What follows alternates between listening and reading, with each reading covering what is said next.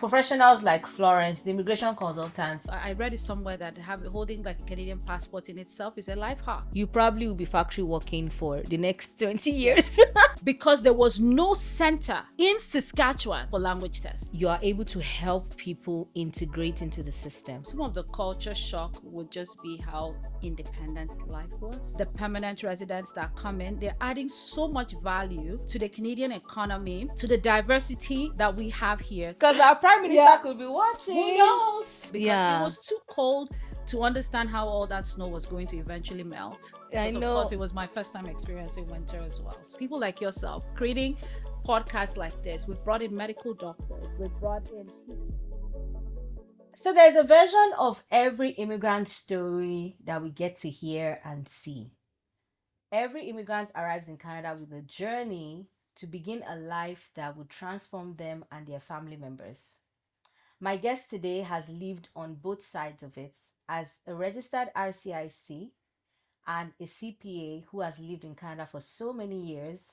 She helps thousands of people across so many countries to achieve their goals of arriving in Canada as established immigrants, and even helps hold their hands until when they settle in finally in Canada.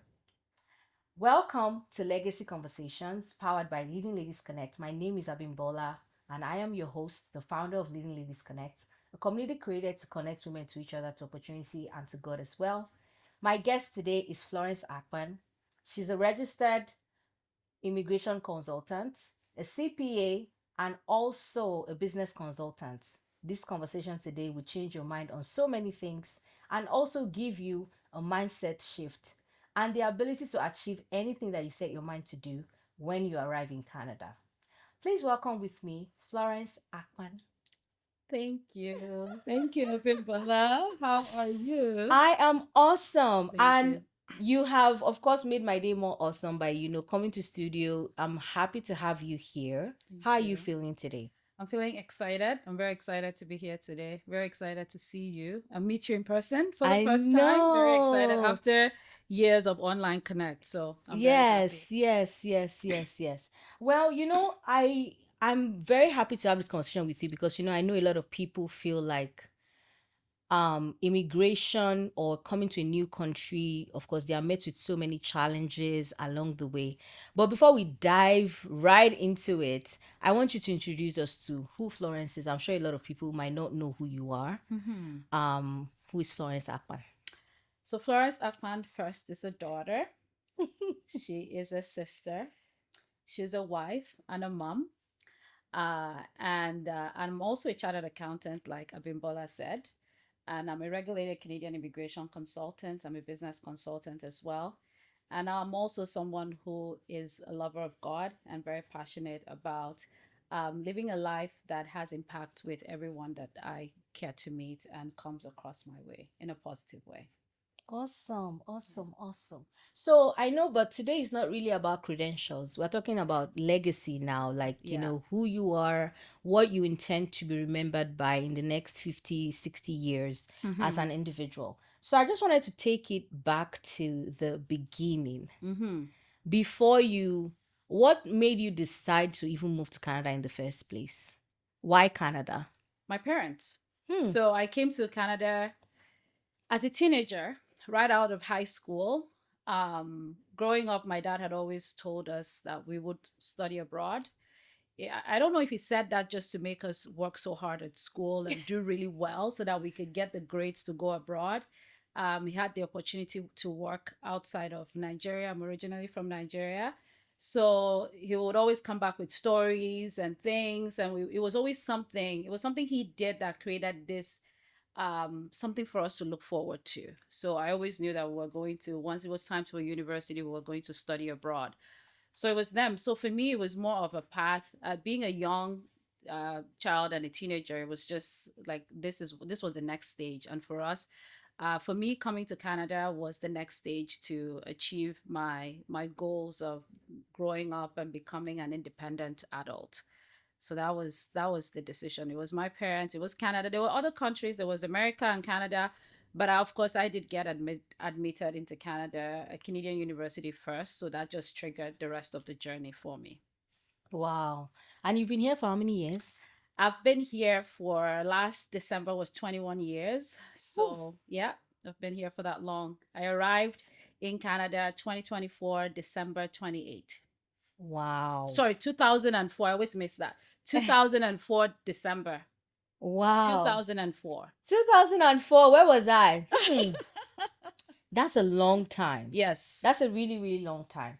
Well, I know that there are versions to, of course, everybody's immigrant story and journey. It's not the same. that's But right. what was it for you? Like, what was your, like, for example, your first winter? How did that feel like? It was really rough.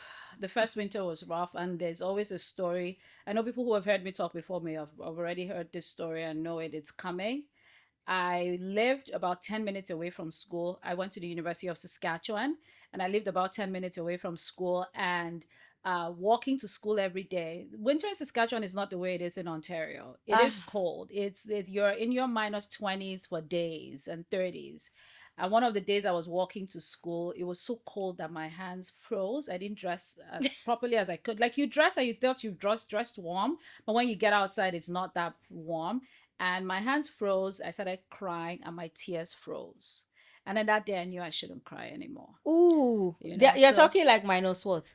minus 30 Minus and you're 30. walking. Like in minus 30, even a 1 minute walk is too long. Yeah, I Yeah. can imagine. Hmm. So I know you've shared about your winter story, but what about your first summer? How was that? How did you First summer feel? was awesome. First summer was incredible. I You're was so happy. outside. I couldn't believe it because I think people just like when we came in the winter, no one said hello to you. Right. People were like, their goal was to survive the winter and just get out of it. Yeah. But I remember the first time the Canadians smiled. Like I was like, oh, these people are not that terrible. Like they actually are nice and they would smile at you. And it Yeah. was just because we came out of the our student apartment then, Mm-hmm. and I saw we were just going for walks and people were saying hello and hi on the street. This was something that wasn't happening in the winter because of Mm-hmm. course, who cares to talk to anybody in the winter? So Yeah. it was really nice. It was beautiful because the truth was, given that I came in December and it was already winter, I did not believe that this country could actually get warm. I didn't believe summer would come because it Yeah. was too cold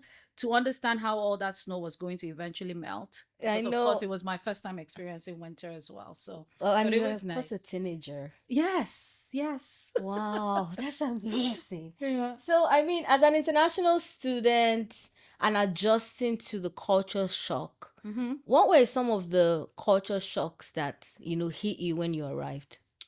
Um, I think most of the some of the culture shock would just be how independent life was. Right. In the sense that because we live in the same apartment did not mean that I need to talk to you or know who you are I and all of that. know.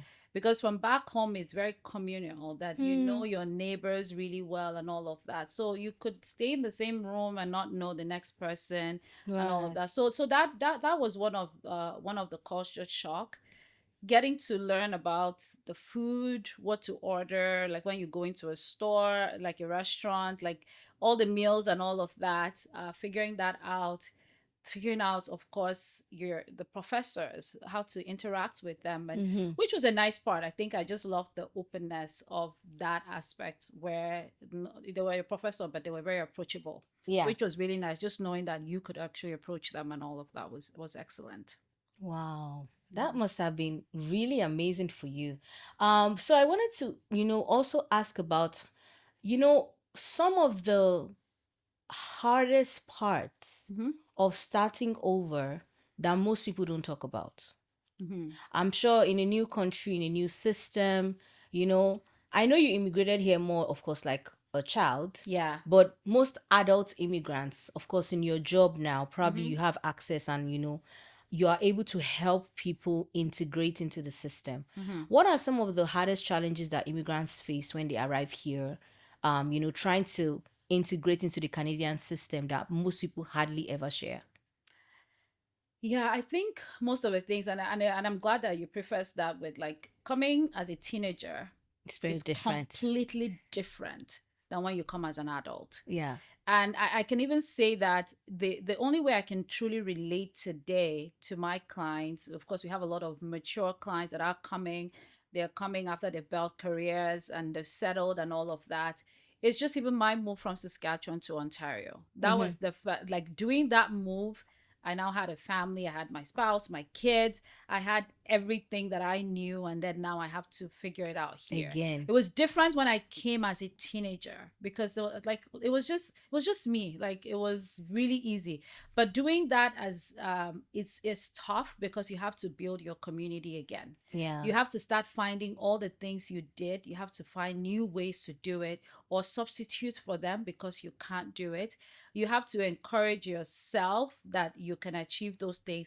I know the move through provinces is nothing like people moving across countries. Mm-hmm. So, but when you see people who maybe the biggest challenge too is coming in and constantly telling yourself that you're going to be able to be successful, Mm-hmm. even more successful than you were prior to coming, Yeah. is one of the toughest challenge for people as well. But it takes time, and I always tell people, give yourself grace. It's going to take time, but that level of excellence, if you had achieved what you did outside, you can do even better here. Yeah. Yeah. Because here we have more resources, infrastructure. Yes. You know, the government cares about you. Yes, that's right. That's right. That's right. There's a lot to take advantage to. And it's also just it's challenging, but it's surrounding yourself with the right people.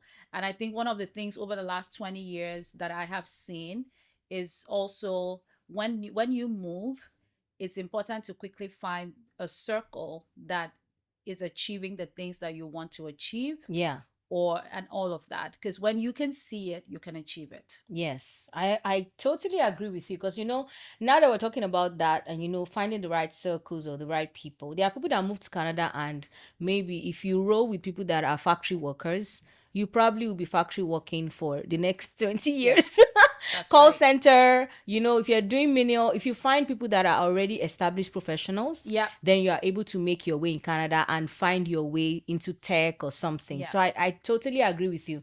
I mean, I would even share my own personal experience moving here as an adult. Mm-hmm. And finding resources is part of the reasons why I created some of the communities that I now have. Mm-hmm. So yes, I agree with you totally.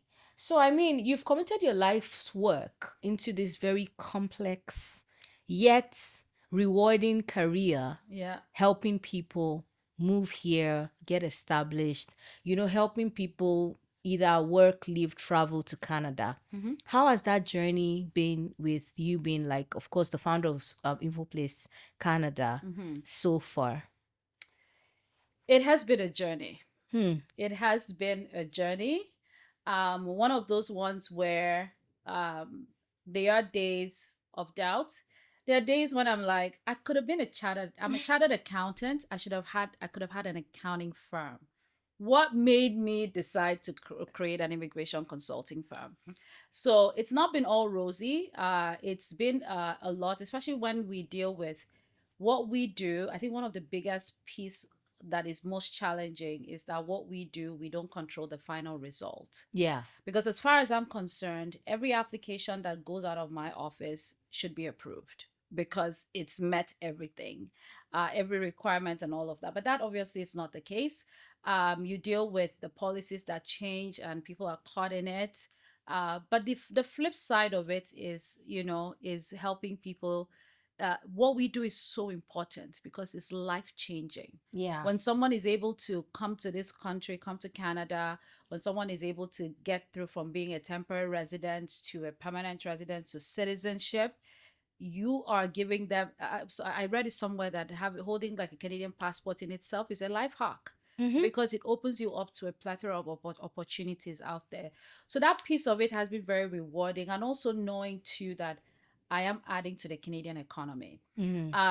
When we think about the immigrants that we bring in, I know how much these people add to the economy. Mm-hmm. Be it the students that come in, the Yeah. workers that come in, the permanent residents that come in, they're adding so much value to the Canadian economy, to the diversity that we have here, to the great minds like people like yourself creating podcasts like this. We've brought in medical doctors, we've brought in teachers, engineers, different Nurses. fields, architects, aeronautic engineers. Our clients have become so many things in different fields, adding positively to the economy. And I think for me, that's something that is very rewarding. That aspect of it is it's really, really, truly rewarding.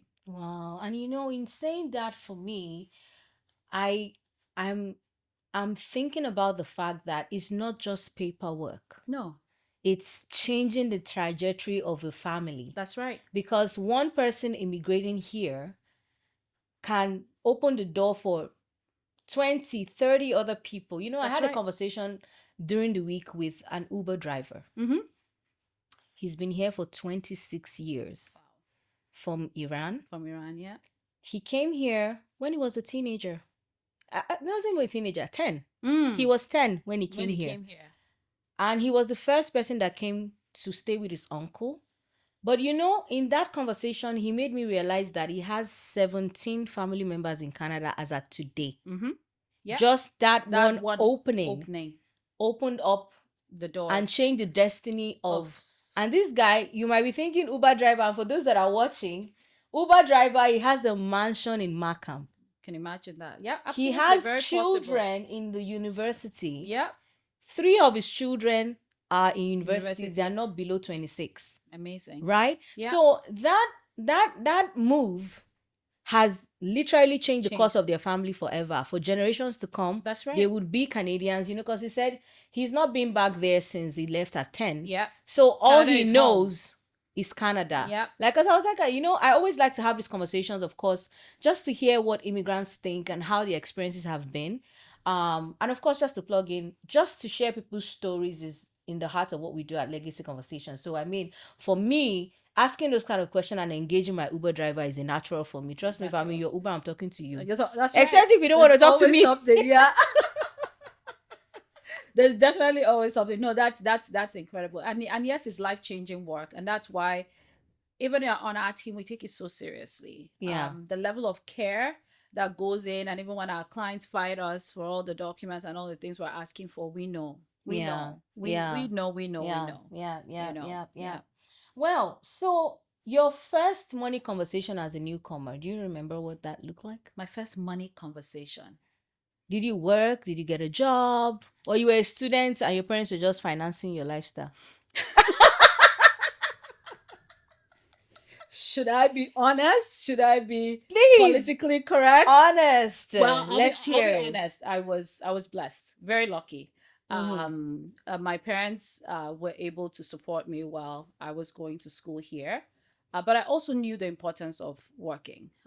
Definitely to gain the work experience that I needed. It was a different mindset where when I'll tell my dad I want to work in the summer, it's like, what are you working for? I'm sending you money, go to school. You went there to go to school, get your classes. And I had to explain to him that here I'm going to need the work experience to gain work experience when I'm done. Yeah. So I need to start doing the little things and all of that. Right. So, but it was also nice to I think generally just, even though mom and dad always support, they're not going to support everything that you want. So it's always nice to have a little extra coming in Girl, to help get your you money. to help you do your things.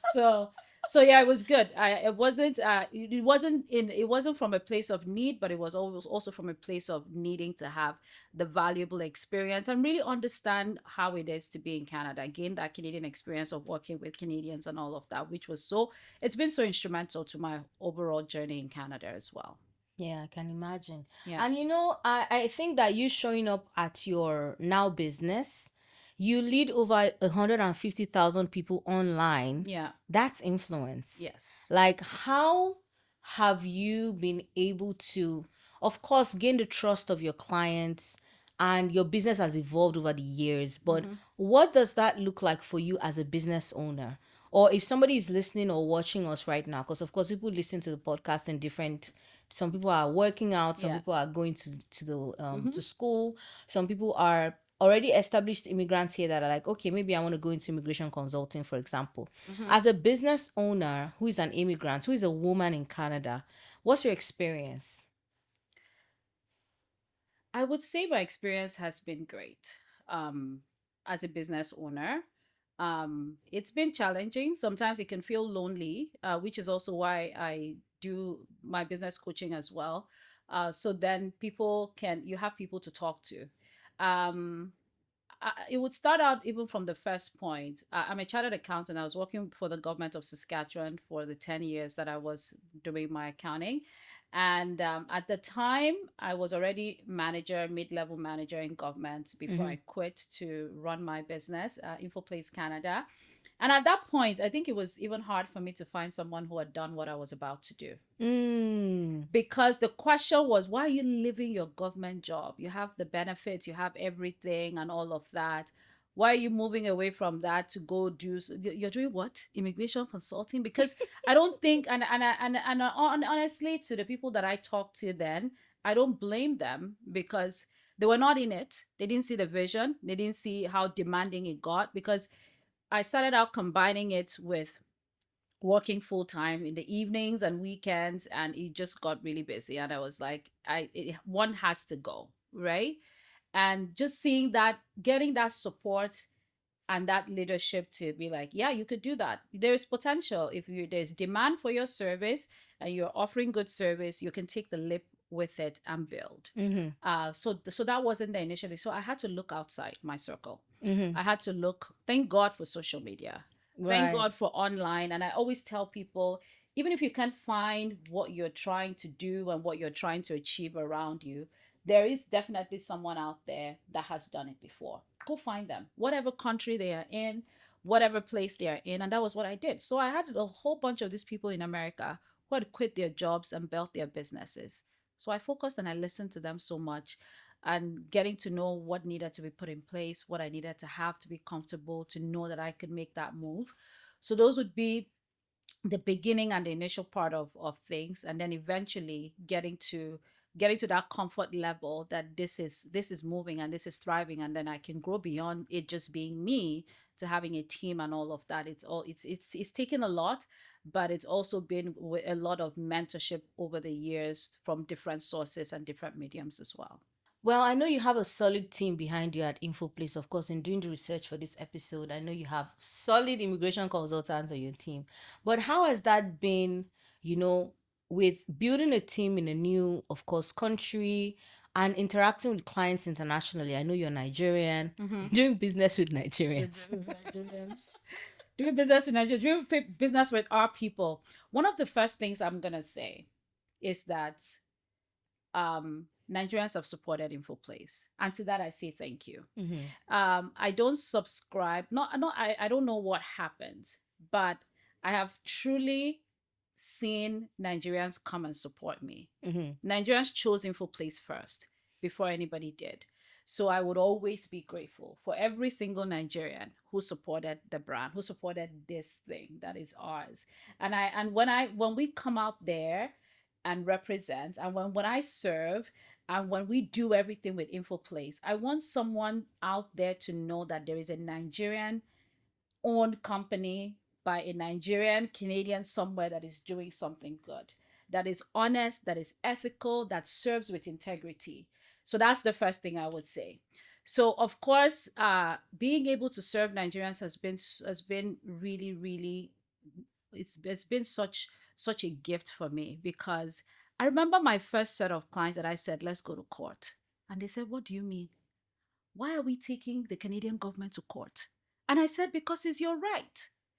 And for so many people, they did not know that was possible. Because we come from a country where you can't take, who are you to take the government to court? You're not going to win, You're not gonna win. right? So for those clients, I remember having to explain and educate my clients. I'm thankful for that Canadian education. So that's why it's good to be out here. It's good to be educated here, because then too, I knew all the things that were possible. I've worked in the system as well, right? So my Canadian education, my Canadian work experience really has fed into how I've built my firm and how we've also gone ahead to serve clients. So working with those first set of clients that face a lot of difficulty, which today, many of them, one of them is a medical doctor. She's practicing in Canada as a medical doctor, from the journey of being refused, having to go to federal court, and all of that. So I think it's given me the opportunity to really educate our community, to really educate not just Nigerians, but every person from every country that we've served. We've actually served clients from at least 40 countries, but majority of our clients remain African and mostly and some Nigerians as Nigerians. well. So it's just being able to educate them and just I want Nigerians to know that when you come to InfoPlace, you hear it as it is. You'll hear the truth. We're not going to sugarcoat it. We're not going to say it just because we want you as a client. If we can't serve you, we'll tell you we can't serve you. And I think one of the happiest things that I always know and hear when people talk about InfoPlace is just go, they'll tell you like it is. If it's not right, they're not going to take it, they'll turn it down, and that's the level of integrity that we want out there. So it's been great. They have been it's been good to teach and also learn, and that for to the Nigerians who have also adapted to. It's also been challenging because Nigerians sometimes they don't want to book consults. Everybody wants to just go and talk to you right away and now.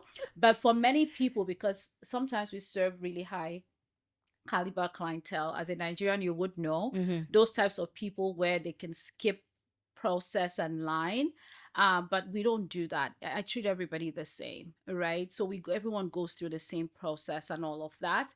And what is done to is when people come here, I've had a couple of clients come and say thank you, working with you was actually preparing me for Canada, because everything follows the process. And it's nice that you had that. And I started learning how to do things that way just by working with your firm. So it's been a two-way. It's been, they've given and we've given. So it's been incredible. I really, really love that. And I can testify to the fact that, a lot of people have the same sentiments about your firm. When you say, oh, go to InfoPlace, oh, it's very professional, very well put together. But I wanted to, talk about Canadian immigration for a bit. Yes. The ever-changing Canadian Let's talk immigration about it. climate. Let's see if I can say something to change something. I know, right? Because our prime minister could be watching. Who knows? Who Right. knows? Yes. Yes. So let's dive into it. Of course, I'll start from the beginning for you, for example. The Canada you met in 2004 when you arrived, and now we're recording this, of course, in 2026. The difference is definitely clear. That was 22 years ago. That's right. Wait,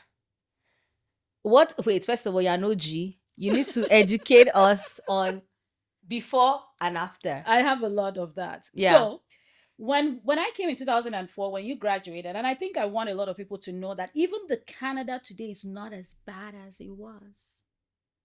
In 2004, when you graduated and you did not have a company to hire you and do like the LMI and all, you were out. There was no PGWP when I came.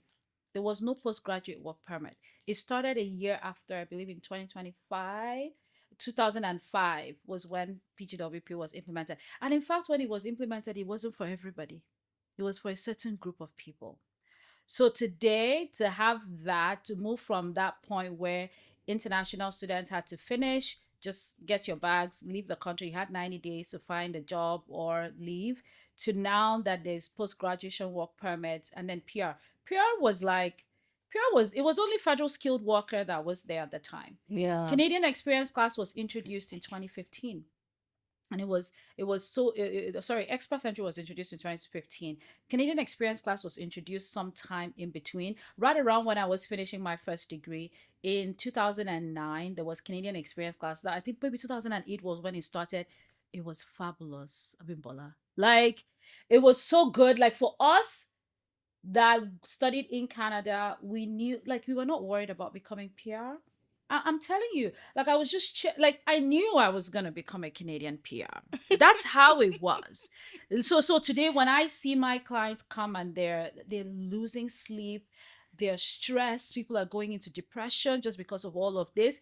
It's very different from how it was. But that did not last for so long, and that was when I learned a very, very critical lesson when it came to immigration policies and the fact that this is not our country. We don't make the rules, we don't make the policies. Remember I said that getting to PR was almost like it was guaranteed. So I was really just like, please, once I get my 1 year work experience, I'm going to apply for it. Not a big deal. I was already working in my field, a skilled job. So I was just chilling. Next thing, and back then we didn't have to write IELTS. We didn't have to do any language test. All you had to do was prove that you had 1 year work experience, you studied in Canada, and you applied for Canadian Experience Class. People were getting approvals within a month for their PR in that time. And then I was waiting, and then it changed. They said that we had to do language tests. I was like, this doesn't make sense. Canadian immigration be like, hello. I was like, what's going on? Like, and by this time I could have actually applied earlier, but I was just dilly-dallying. I was like, no time, well, it's going to happen. So for people listening, like if today you qualify for anything, you're eligible for anything, don't think you have time. And most importantly, I'm always talking to my clients that have 3-year work permit. I'm like, 3 years goes by like that. Yep. If you're not actively working towards your PR, you're just going to wake up one day and you have to leave the country, which is happening to a lot of people right now. So they changed it. And guess what? Guess where I lived in Saskatchewan. I lived in Regina at the time. Guess where I had to go to write my language test? Where? Calgary, because there was no center in Saskatchewan for language test at the time when it started. Wow. That just shows you what. So I had to book a flight. I had to lodge myself, all of that stuff just to write my language test to do my exam. So that's how it changed. And then CEC was on its own, Canadian Experience class, and then they brought the Express Entry. They brought Express Entry and they dumped everything together, and we began the journey that we're on until today. So it has continued to evolve. It was also, even when I started practice as well, I remember the first set of clients we brought a family together for study. It was really almost unheard of. People didn't really do it because there was a lot of, oh, how am I going to prove ties? My family will remain at home to prove ties and all of that. And then through various cases, we were able to bring the first set of family over. And then that opened the doors for us to bring qualified, eligible families that could afford to come together to the country. And then now we're almost going back to a time where it's like you have to double think, you have to calculate, you have to make sure it's worth it for your family and all of that just to come. So immigration has gone through so many changes. Study itself, international student journey has changed so much. Like before, all you were thinking about was, I just need to get my admission into a program. I'll get PGWP when I'm done. Then now you have to think about the program. Is it going to be qualifying you for PGWP? If you have a family, you have to think, is my family going to be able to come and work? Now, if they even come, when you graduate, are you going to get a job that would allow your spouse to continue to work? There's just so many things So with the changes that have come up, changing. and it's really, really complicated. Now, instead of back in the day, we had one plan on how we were going to get to PR. Today, you have to have plan A, B, C, D, including potentially leaving the country. You have to put it as a plan. Right. So that you lay it all out. So it has changed a lot. And one of the things that is unfortunate with the change, I'm not saying the immigration policy did not need a little bit of tweaking. It did probably. And sometimes they tweak the things that they shouldn't have tweaked, and the things that they should have tweaked, they don't. But I don't think it should have been done in the way it was implemented. It hurts so many people. They shouldn't have made the change to impact those that already came. It should have been, now you know what we expect. This is how it is when you come. It shouldn't be, I am here, I'm about to graduate, get my PGWP so that my spouse can get a work permit who already had a work permit before.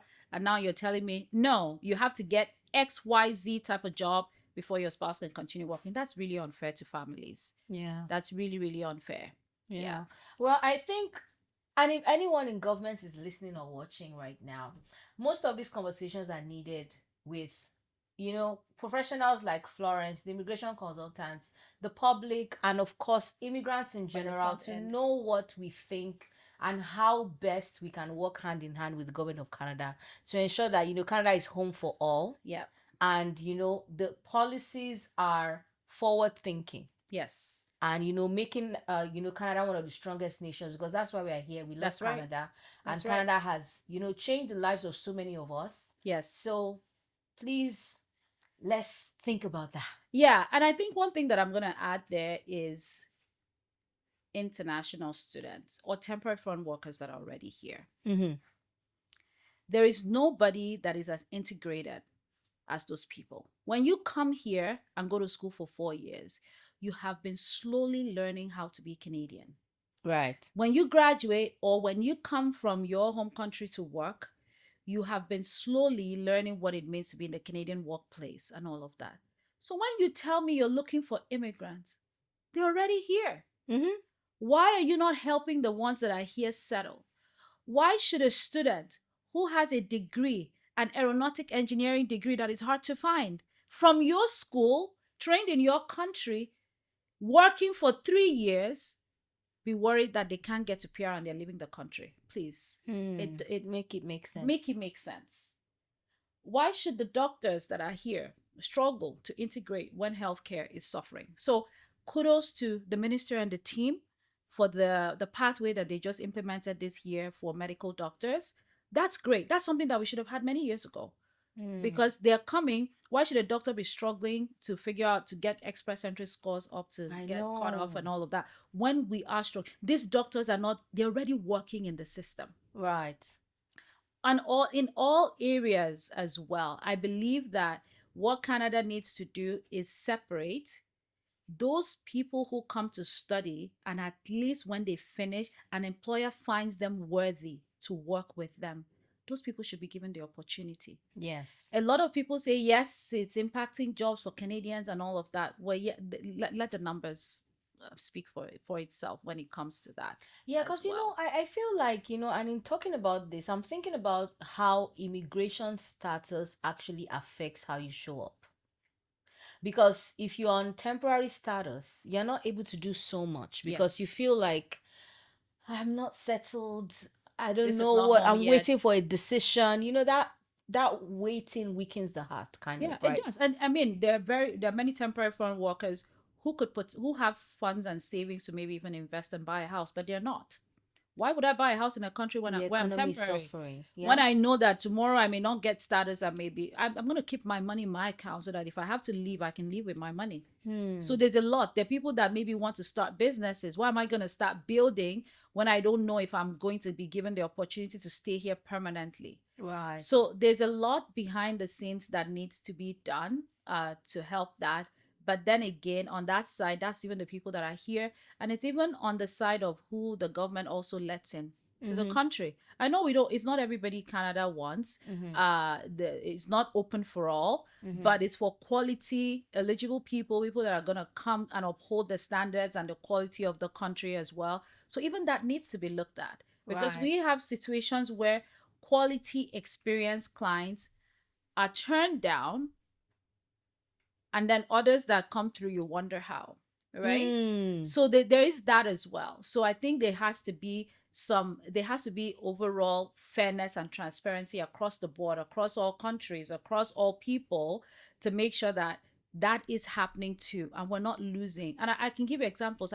There was one client of mine who could have sent 10 children to Canada. Financially, that's how established they were. Right. And IRCC keeps refusing this family because of proof of funds. Tell me, make it make sense. Ah.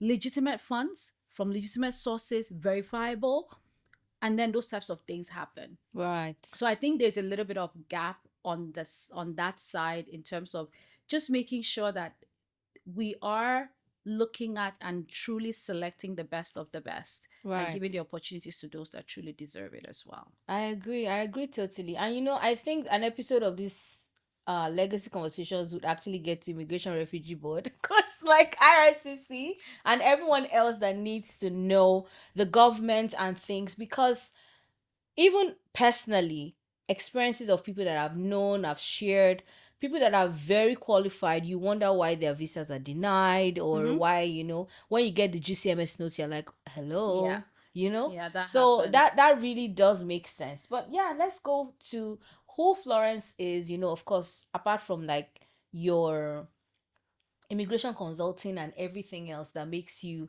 Madam InfoPlace. Who is Florence personally as an individual, is there something that people probably of course see you well put together and stuff like that? What's something Mm-hmm. fun about you that most people might not know? Something fun about me. To um I love to have fun behind Hmm. the scenes. I can be very fun and do things, and just I can dance, I can sing. I'm really that. I'm very into anything beauty, hair, and all of that. So if you follow my page, you'll probably see me with a ton of different types of looks, Mm-hmm. because I get really bored with things and all of that. But I'm always open to trying things. But I love that, and I love to travel as well. So you're a So fashion that's me. girly. Yes, low And you key, know the low funny key. thing, look, we're twinning. We're Like we were twinning not even, today. it wasn't planned. We're literally wearing the same Someone thing. would think it was planned. What Like kind of black assumption?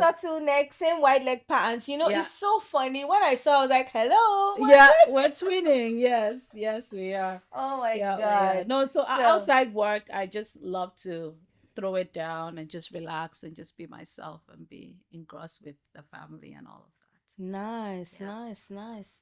Well, so when we talk about, of course, doing great work, what would your legacy kind of look like? Like, what would you want to be remembered by? Let's say 45 years, 60 years from now, when people think about Florence Akpan. When people think about me, um, I would want to be remembered by, when people think about me, I would want to be remembered as someone who truly cared, who truly cared and did everything that she had to do excellently well. I think that's something that's very important to me because it shines through in everything that you do, as well. So someone that was able to be that lady, that African woman in Canada that was able to build a thriving firm, a firm that is more than her. And that's one of the things with the InfoPlace brand. And also serve clients from a place of care and integrity, right? Most important to me and even on the team is just how people feel when they walk away working with us. That's our goal, that's our effort, that's what we're trying to do every single day. We want Hmm. them to feel cared for. That's awesome. And I know we spend a ton of time talking about InfoPlace, immigration, and all that. But I also know that you are a business consultant with your other business called Skill Skill with with flow. Flow. Yeah. You want to talk about that for a bit and, where people can find your services and Yeah. things? So Scale with Flow is a business consulting firm. So I work with small businesses like myself, um, to help them with system setup, confidence, because a lot of small businesses struggle with that confidence of they're already good at what they do, but how to portray that and put that forward. I work with them to help them build systems, hiring staff, all the things that I've done. So I'm a chartered accountant, so that has been so instrumental and helpful. I went to business school, so I know how to run a business, and which is what I've tried to do. I've been able to do successfully with InfoPlace Canada. So now helping other people build their own businesses as well. So I've worked with regulated Canadian immigration consultants, I've worked with lawyers, I've worked with accountants. So mainly people in the service industry who are just trying to build their business, set it up properly to scale, to grow, even beyond them. Those are the things that I do with Scale with Flow, in coaching clients and helping them through. Awesome. Yeah. And of course, everything will be in the show notes on how you can, connect with Florence after this. But I wanted to do a quick fun reflections. Fun reflections. So I'm gonna ask you I'm gonna ask you like two things, you pick one. Okay. So let's go. Are you ready? Yeah. First thing that comes to mind. Okay. Coffee or tea? Tea. Structure or flexibility?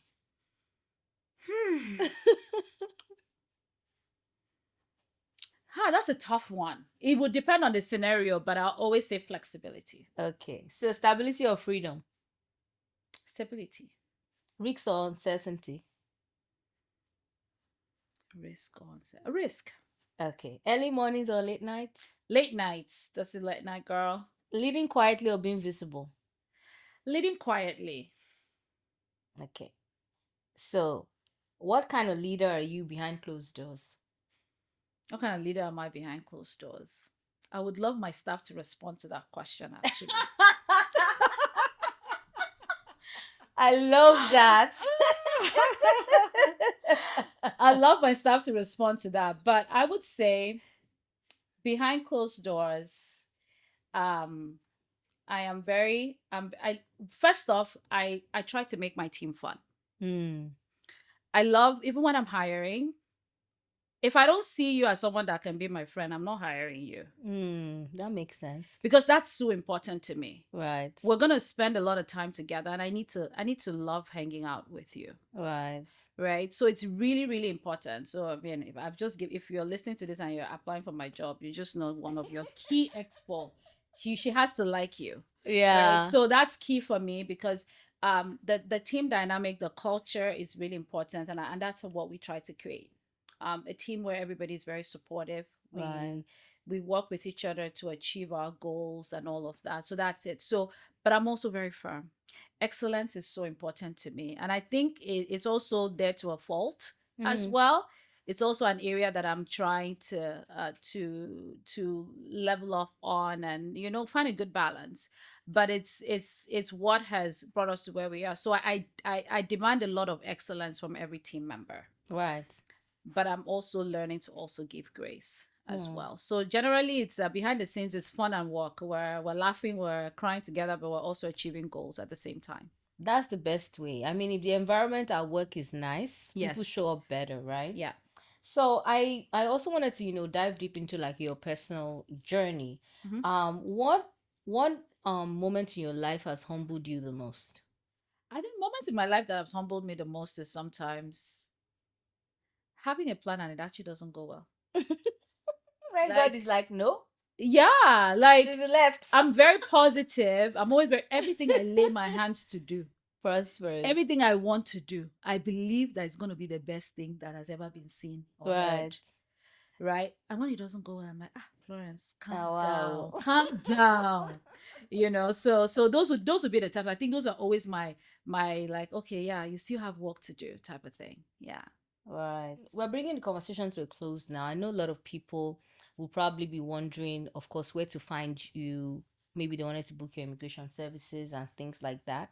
We also have that in the show notes, but what's your website? Where can people find you? Yes. So you can find us, and I always say us because honestly, what I do is always more than just me. www.infoplacecanada.ca is where you can find me. For Scale with Flow Consulting, we're currently working on our website, but you can definitely send an email to scalewithflow@gmail.com, and you can definitely reach out to me through that. Those are the main ways to reach me on our platform on social media. If you're directly trying to reach me, it wouldn't be on social media because the team manage that. But definitely putting in a request and all of that to specifically contact me for needs, that would be it. But I do have a team of consultants that work with all of our clients on initial consultation, assessment, and all of that, just to get you served in a timely fashion and in an experienced manner as well. Nice. Well, we might be sitting across, I could be sitting across the next Minister of Immigration some months, years to come. But if you were to rewrite anything in immigration policy Policy. right now, what would be your top two policies that you want to introduce? Top two policies.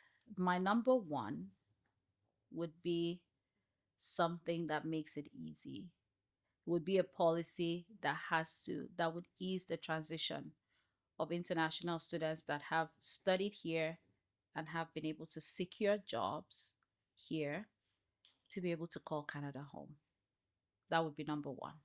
Make it easy, because it would really open the doors to so much for Canada, and even those people, like I said, they'll be settled to do things.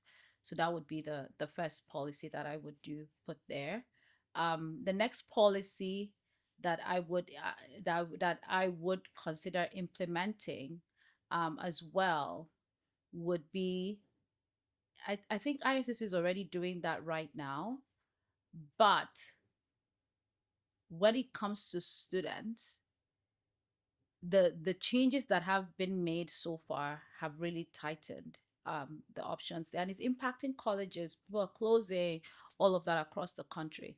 I think it would be a policy that has to do with allowing the flow of the students into the country, working, of course, with the provinces to manage the numbers, but allowing those who want to stay to be able to gain that work experience. And then staying, one of the things that the government did was there were a few colleges that did the wrong things. And because of those colleges and things that happened behind the scene, they penalized the whole country.